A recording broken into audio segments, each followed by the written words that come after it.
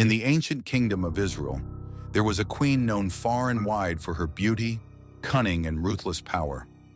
Her name was Jezebel, and she ruled beside King Ahab with an iron fist. Jezebel was feared, not just because of her royal status, but because of her unshakable devotion to the god Baal, for whom she built grand temples and altars across the land. She was known to silence anyone who stood against her beliefs, especially the prophets of the God of Israel.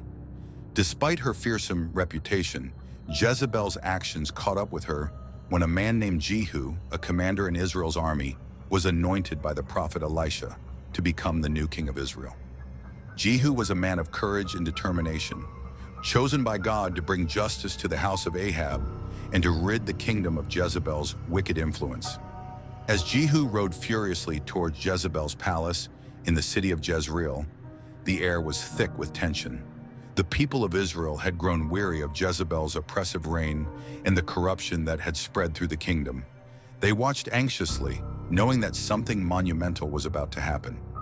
Jezebel, who had always prided herself on her beauty and charm, prepared herself as Jehu approached. She adorned herself in her finest garments, painted her eyes, and arranged her hair. She stood in the window of her palace, looking out with disdain at the man who dared to challenge her. When Jehu arrived at the palace gates, Jezebel called down to him with a voice dripping with arrogance. "Is it peace, you Zimri, murderer of your master?" But Jehu was not swayed by her words. He looked up at the window and shouted to the palace servants standing by her, "Who is on my side? Who?" In that moment, the servants, who had long suffered under Jezebel's tyranny, saw their chance. Without hesitation, they seized her and threw her from the window. Jezebel's fall was swift, and she struck the ground with a sickening thud. Blood splattered on the walls and the horses, and the once mighty queen lay broken and lifeless. Jehu, unfazed by the gruesome sight, ordered his men to trample her underfoot.